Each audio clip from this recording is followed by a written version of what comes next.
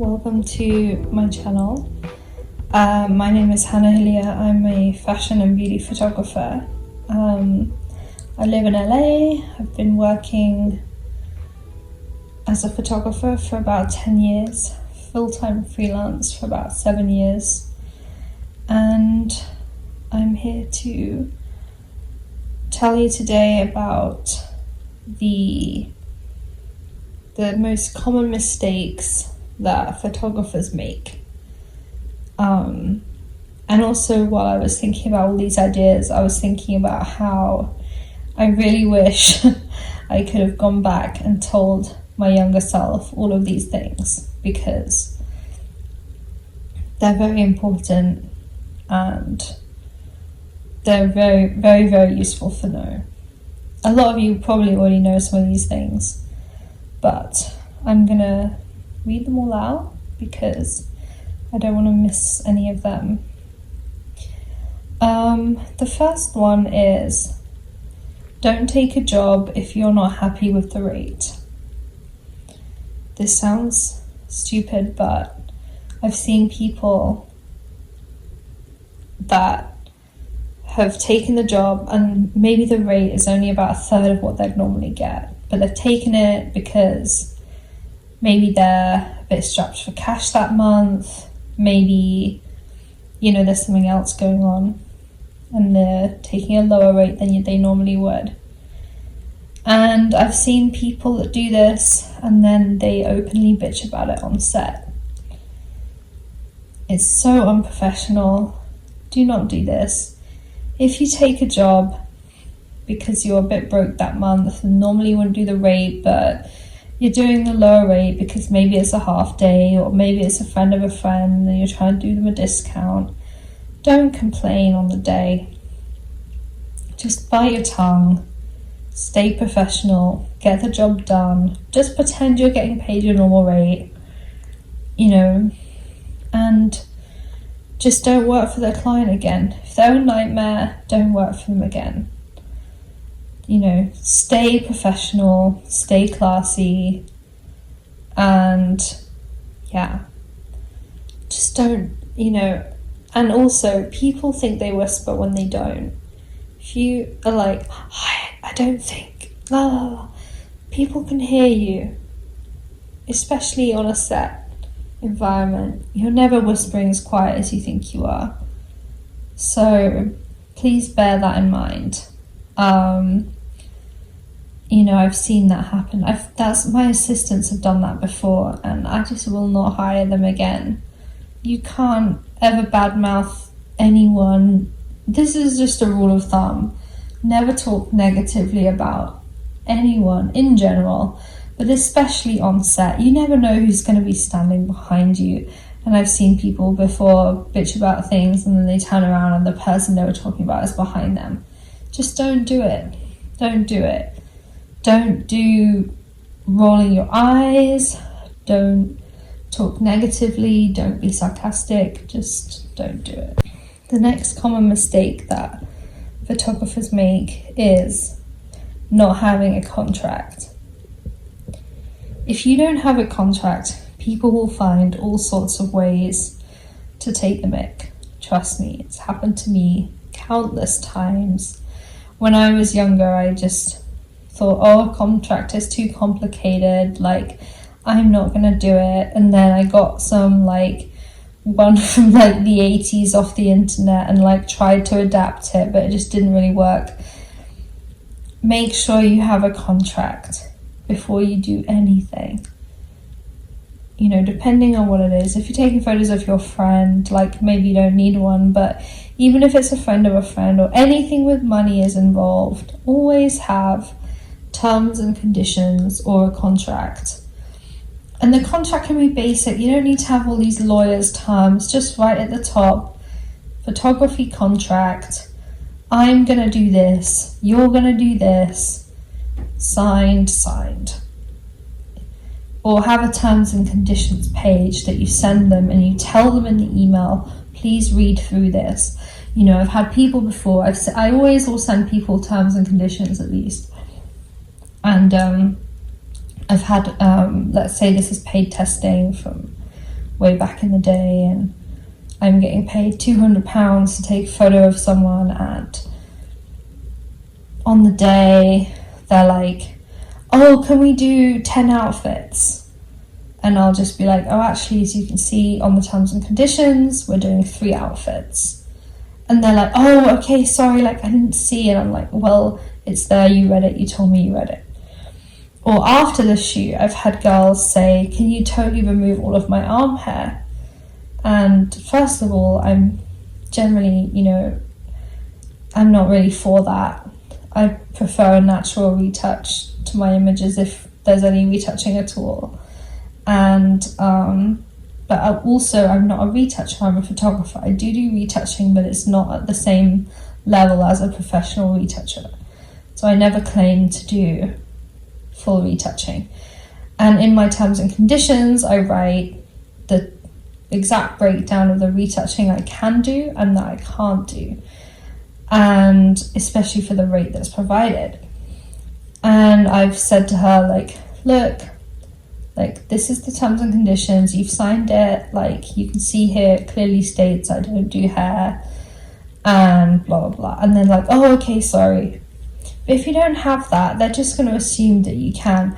I also had way back when, before I had a contract, I had one girl after a shoot, because normally after a shoot I'd have girls send me like 5 to 10 images that they wanted to retouch.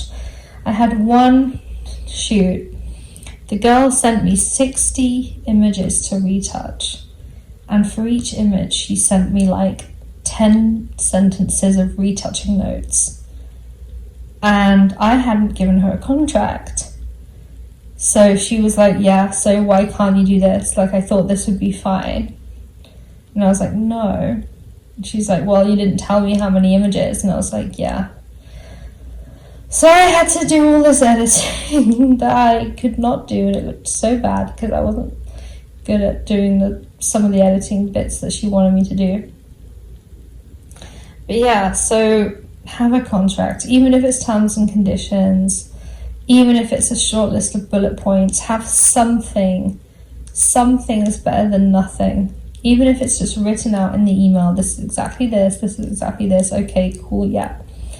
Like, have something written out, always. Because if you don't, you generally will trust that people are nice, normal, regular people, but a lot of the time, it's not that they're not, but, people will assume that certain things are included when they may not be. So, always have a contract, even if it's just a small thing. Another common mistake that photographers make is come up with your own ideas and concepts and don't just shoot other people's ideas. So, I find this a lot. Photographers will, have the model that wants to do a certain concept or the makeup artist that wants to do a certain concept, and they'll just post these photos where they've had no input on the artistic direction, and therefore their Instagram ends up just looking really random because there's no theme, there's no style, everything is just completely up to the art direction of these people that have a completely different aesthetic to you. Figure out your aesthetic, what you love, what and your aesthetic doesn't have to be fixed. You don't have to just be sports. You don't have to just be swim. You can be a range of things, but don't do everything.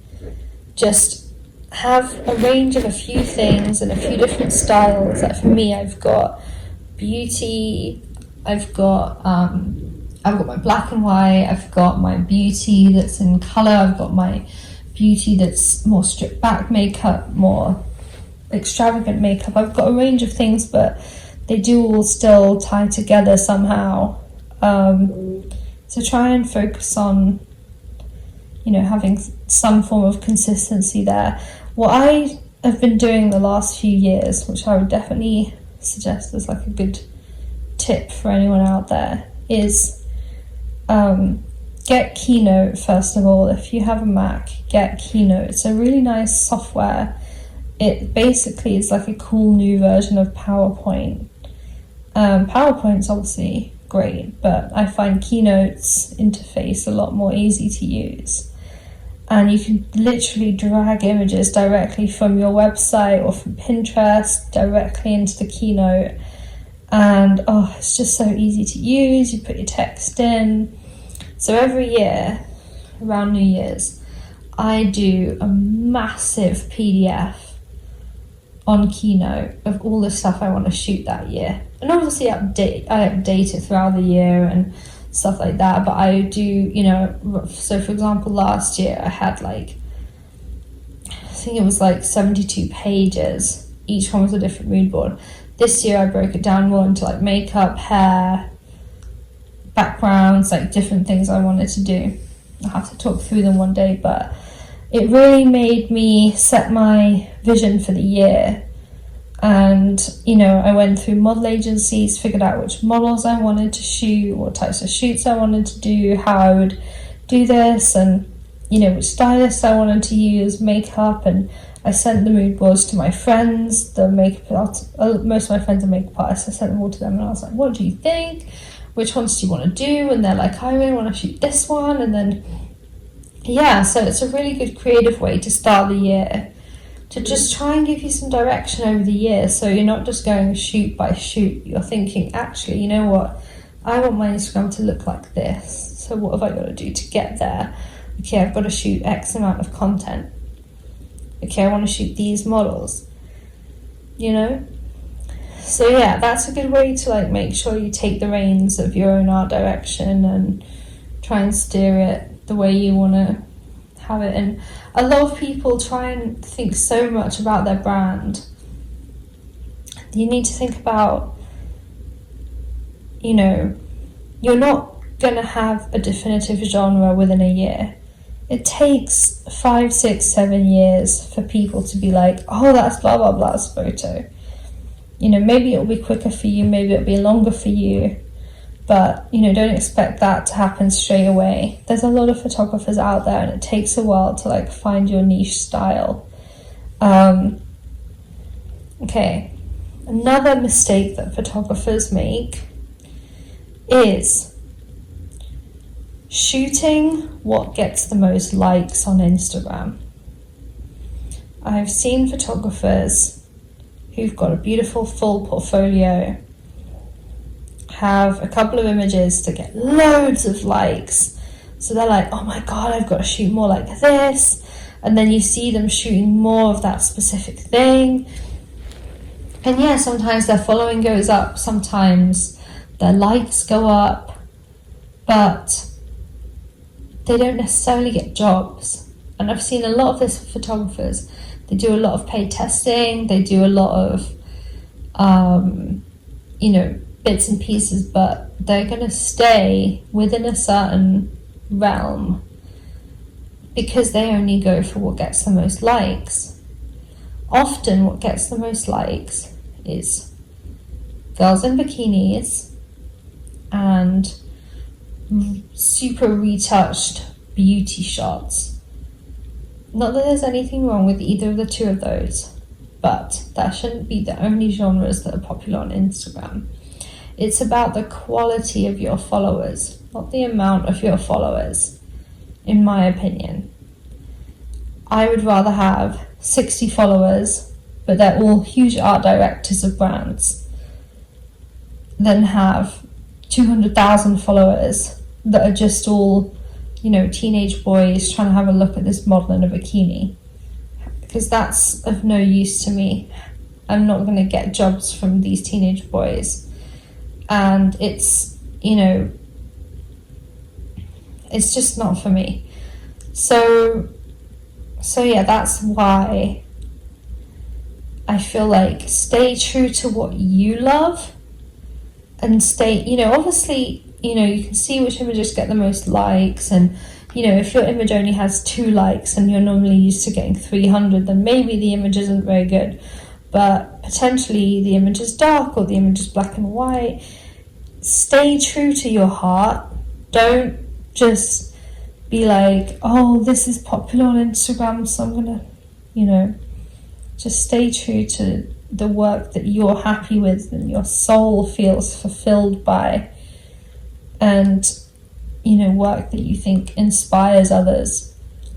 Don't just post what you think is gonna do well or what is getting the most likes, because that isn't always the answer. Another common mistake that photographers make, and this is actually the case for a lot of my assistants.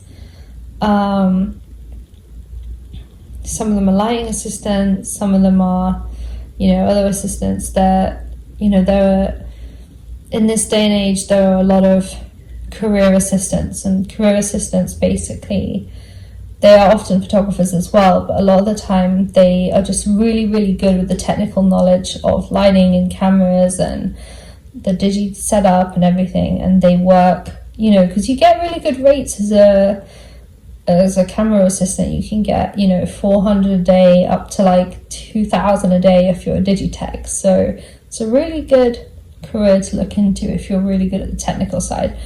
But a lot of them, after the shoot will ask me to go through their portfolio or to go through their website and try and give them some tips and stuff like that.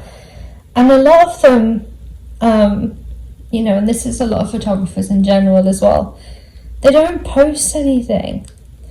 A lot of these photographers, they'll show me this blog that they have that they post all their photos on. And I'm like, well, do you have this on Instagram? They're like, no, I don't do an Instagram for it. And I'm like, why not? Get a website, get an Instagram, link the two, put your email at the top of it, type your email out, don't just have the button, and be out there with your work.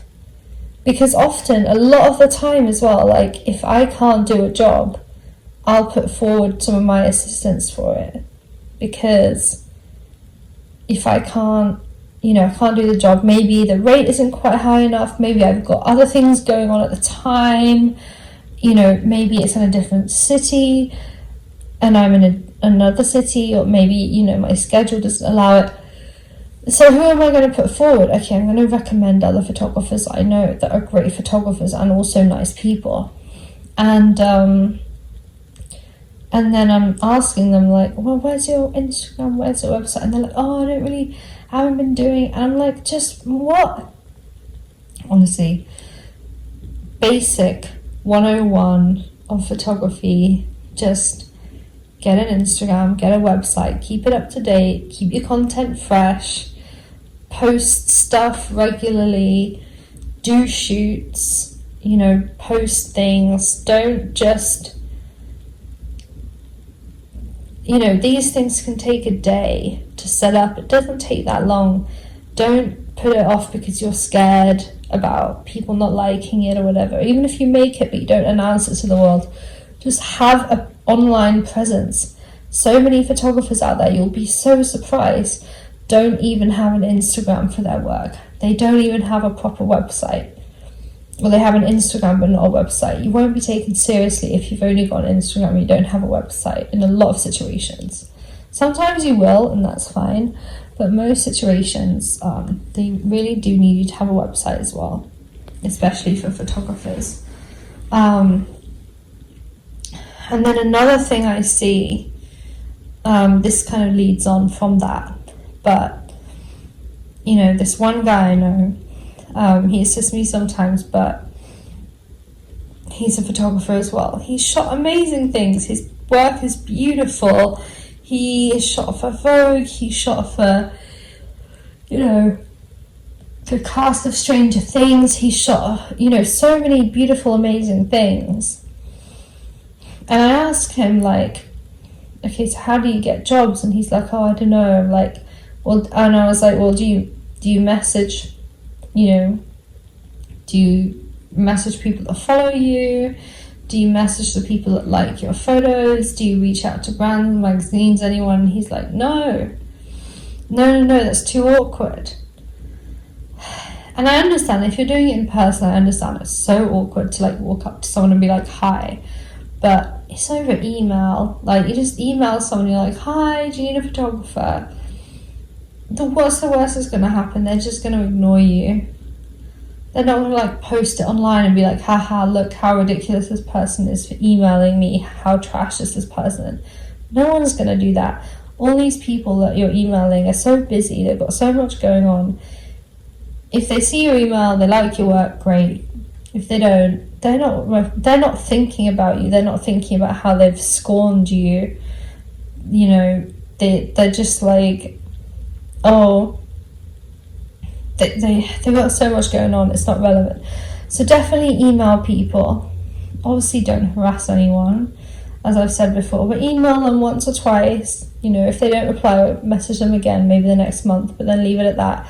Like, just get yourself out there, post more on Instagram, you know, all these things you can do to really, you know, help build your following and just get your name out there. And someone else said to me,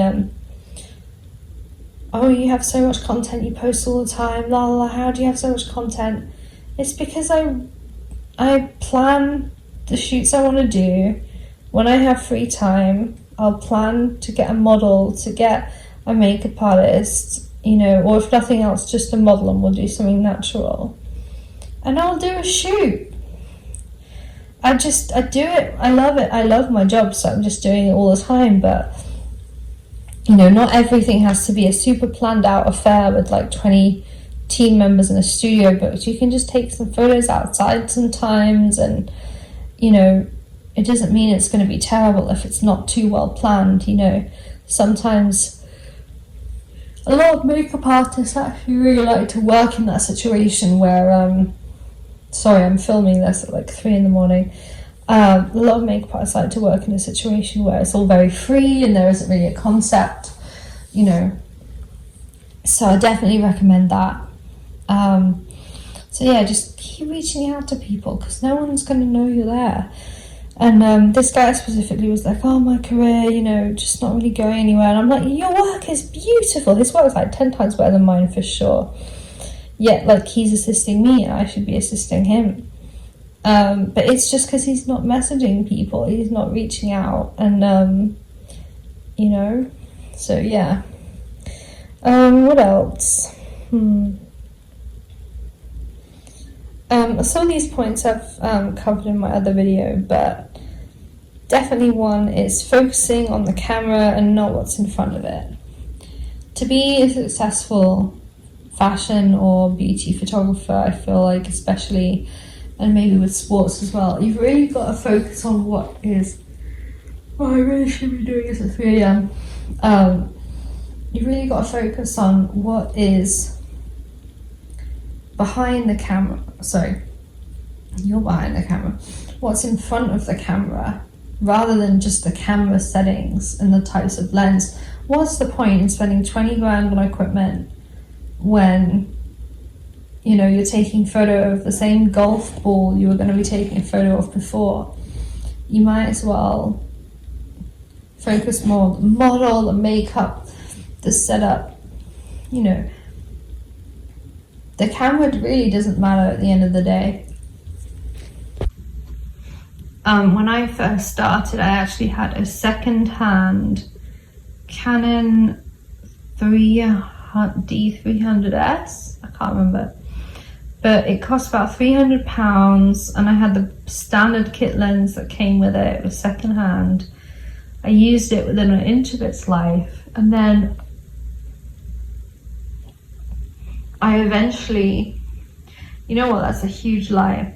I started with a Nikon. I think it was a Nikon 3D100S. I can't remember.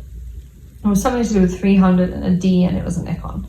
And a standard kit lens, second-hand. I used that to death. I then got the 700 second-hand, but it was really janky. Like, it did not work. It was a bit weird, so I ended up selling that back to the shop. I was really upset because it cost me quite a lot of money, and I got a really nice lens with it. But then I then got another second-hand 300S Nikon, and I still have that. That's my backup camera right now. So it's 3 a.m. So that's the one I have in the closet, my backup camera. And then I bought on finance a Canon 5D Mark III. About 3 or 4 years ago now, I actually bought that, and I still got it. It's still alive and well. And I bought a 24-70 lens, and then recently I bought a 100mm lens, and that's all I have. That's all I have, and I'm shooting massive stuff all the time. And, you know, some people might be mad at that, but to be honest, you know, when you don't grow up rich, it's like, well, you know, this is the thing. A lot of people, a lot of kids will have their parents buy them like all these brand new cameras and everything. It doesn't make a difference. And that's honestly, if my story goes to show anything, it's just to go to show that you don't need all this equipment to be successful. You don't. When I'm on big jobs, I rent in that kit. I still can't afford to outright buy I want to buy a Canon 5D Mark IV. That's something I really want to buy. But, you know, between the visa and the this and the moving to LA and the paying 2 rents and my whole life expenses, like, I haven't been able to afford to buy the Mark IV yet. Hopefully I will at some point this year, but, you know, with quarantine going on, I'm not really sure, you know, having to save up for some groceries, so who knows. But yeah, you don't need all this kit. Yeah, so as I said, when I'm on a big job, you know, there's celebs there, it's from a magazine, whatever, the jobs always have a rate set aside for equipment. So within that rate, I think it's like 100 to 200 a day or something to get all the camera equipment that I need. You know, and sometimes I rent it via one of the team members, sometimes you rent it through the studio, but you don't need to own it. And that's the thing, like, and then, sorry, if a job is on the smaller scale, then I'll just use my Mark III, and I'll say to them, look, I've got the Mark III, the pixels aren't as big as the Mark IV. If you want the Mark IV, it's going to be extra $100. And if they can afford it, then they do. And the thing is, if you're spending several $1,000s on a shoot, you know, between the model, me, makeup, whatever, it always makes sense to do it. A lot of other people will charge X amount extra for various things. So yeah, so that's how I do it. And so yeah, I think that's definitely a common misconception, is that you need to know all these details. You need to know about the equipment, you need to know about all this stuff. And, you know, luckily for me, I was testing, then I was on slightly bigger jobs, and then, you know, when you get to the level where I am now, you have, you know, 4 or 5 assistants on set with you at all time who manage all the technical stuff. So you don't actually need to know it all. And that is something that I never thought, you know, I was always really scared about, like, oh, I have to know all this technical stuff and I don't know it. And because for me, I'm more in the photography for like the fashion and the art side. And obviously I know everything about my camera, but I don't know as much as, you know, my assistants do, for example, a lot of the time. Because they come from more of the technical mechanical background. So yeah, don't let that put you off, especially as females. I feel like we're often made to feel like, you know, we aren't very good at that kind of thing, or, you know, there's a lot of people out there that know every single button of the camera and every single function and every single thing, and they'll try and make you feel bad for not knowing it. But it doesn't matter. It does not matter. You can't let those people get to you. But, you know, it's good there's people out there that know that, because then you can work together on the same shoot and stuff like that. But yeah, so that's another mistake people make for sure. And then, yeah, again, I said this in another video, but thinking that you have enough work and you don't need to test anymore. you always have to keep testing. You have to keep your portfolio up to date, keep up with the new trends, keep up with, just keeping your portfolio up to date. The more you shoot, the better you get. Every single shoot and test I've done, which is hundreds a year, I end up being like, oh, look at this little lighting trick, and then I know that for next time.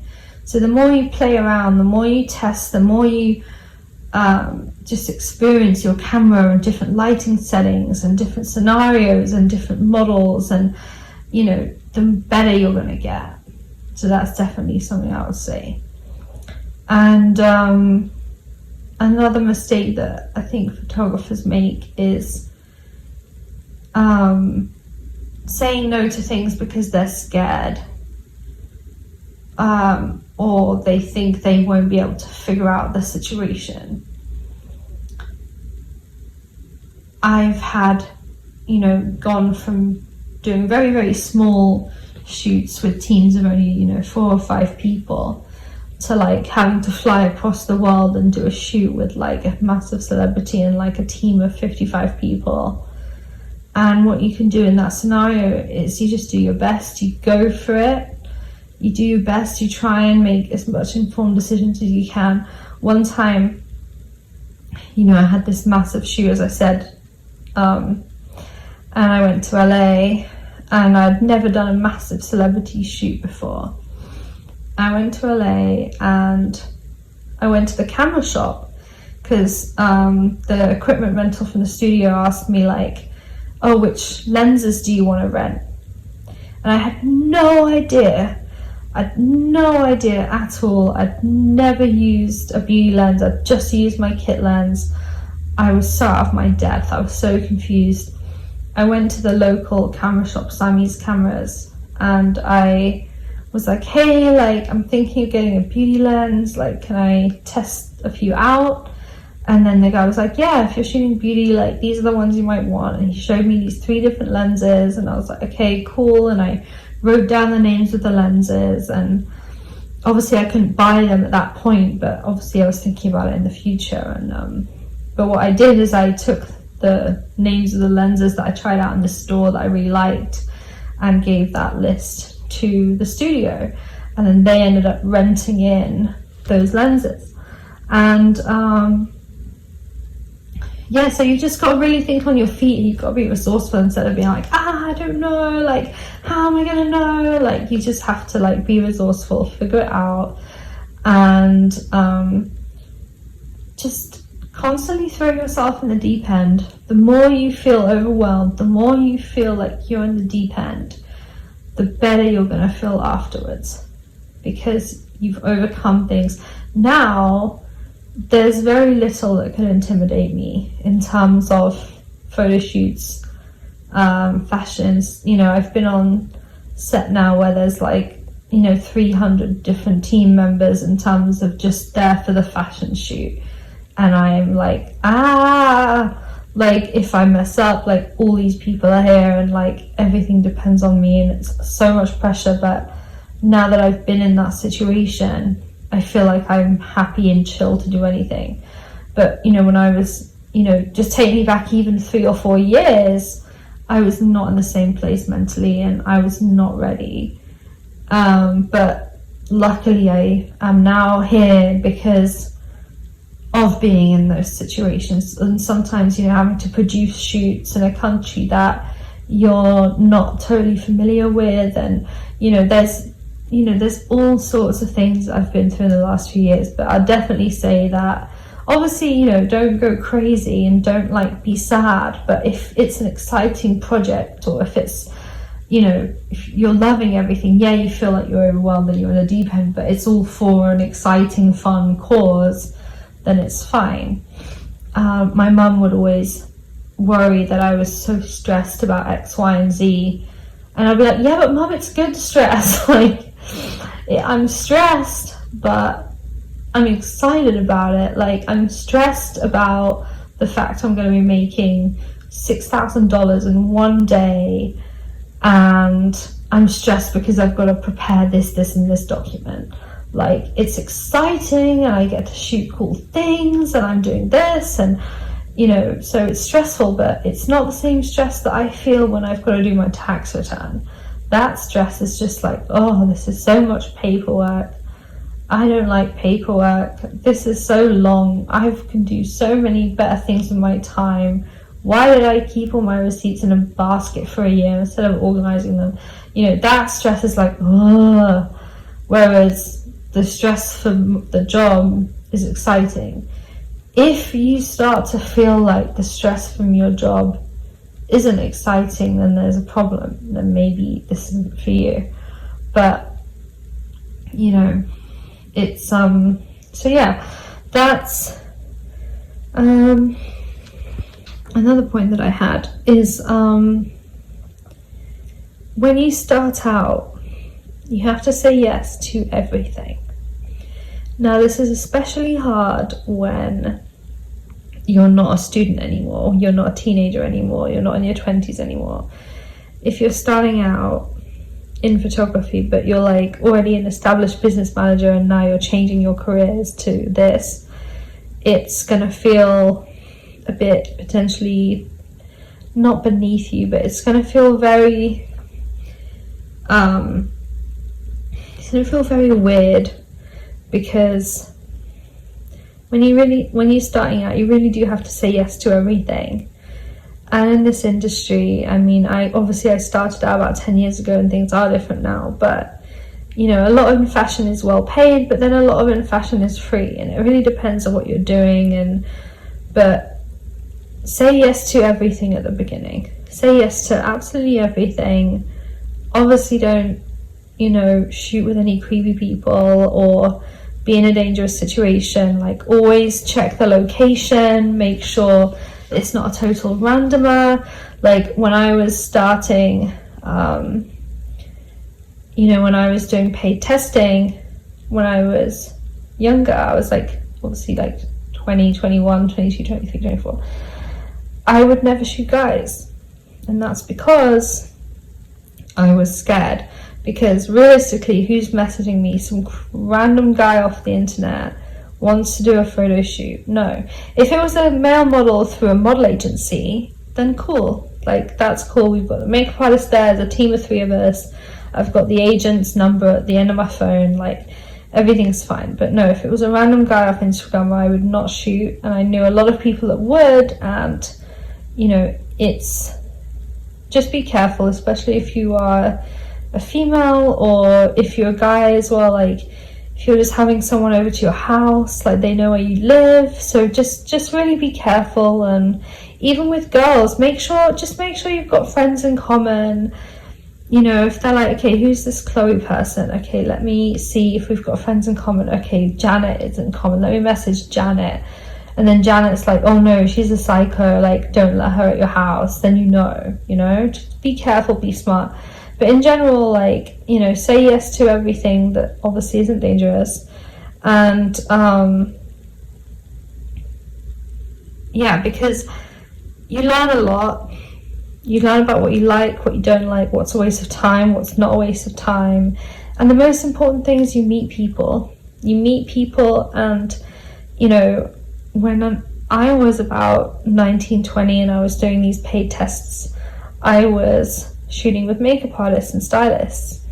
And some of them gave up, some of them are still going. And one of my best friends is a makeup artist, and she's still going strong. She's doing incredible things. She's working with huge brands, you know, and I'm so proud of her and happy for her. And we both started out together, so it's crazy because we've known each other for so many years now. And yeah, so definitely just, you know, do all the shoots, because you never know who you're going to meet. Sometimes you might meet people you really get on with, sometimes you might meet people you don't get on with. But say yes to as much as you can. It is a grind. That's another thing when you go freelance. It really is a lot of work, and I think a lot of people think when you go freelance your whole life's going to be free and open, and you're going to have so much time, and you're going to be on your own schedule, and all this stuff that you could never do on a 9 to 5. And the fact is, freelance is 24 hours. You wake up, there's always something to do. And the thing is, you then feel guilty when you're not doing stuff, but always make sure to take time for you. The main thing is stay healthy and stay sane and all that. But yeah, it is a grind, it is a hustle, and it takes years. It takes years. And you'll have good months, bad months. You know, in general, every year will get better. Sometimes there might be a dip, sometimes there might not be. And you've really got to be proactive. And, you know, one of the things that I really struggled with when I started was that I was just generally not an outgoing, confident person. I was obsessed with my work and love what I do. I still do. I always have. But I wasn't the sort of person to like go to a magazine party and go around talking to everyone and be like, hi, how are you? I'm a photographer. Especially when back in the day, I was just such a bad photographer that anyone would look to my work would be like, ew, you know? But the beauty of Instagram and the social media is that if you are an introvert, then you have a chance because you don't have to be like at the club meeting people. You can just be on Instagram and like find people on there, find contacts on there and post work on there. And you know, when you're an introvert, please message people. Don't, you know, obviously do what I mentioned one of my assistants was doing and just don't message anyone. Like, please message people. Even when you're introverted, you know, you're kind of behind the laptop, so you should be less scared, but, you know, don't feel awkward. Just keep very simple message like, hey, how's it going? I'd love to work with you. Your work's beautiful. Let me know if there's any chance you want to collaborate or you want to work together, or, you know, I could work for your brand. You know, just keep it low key, keep it chill. Tell them your email address, all the information, where you live, like, you know, don't go messaging, you know, someone in Australia about doing a shoot and you live in London. It's like, unless you're intending to go to Australia, just, you know, stick to London-based brands, or, you know. So that's definitely a hack. And I think that's it. I think that is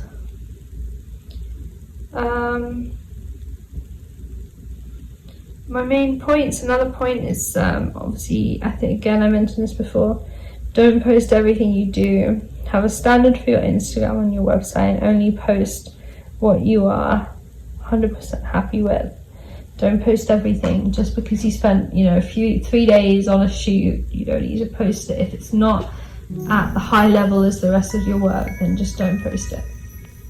But yeah, those are my common mistakes made by photographers. Thank you so much. Please like and subscribe if you enjoyed this video. I'll be making a few more soon. And please comment any questions you have below, any feedback. I'm very appreciative. Sorry that I've been so tired. It's 3:07 a.m. at this point, and I've been yawning a lot, so I apologize for that. But yeah, sending love to you all, and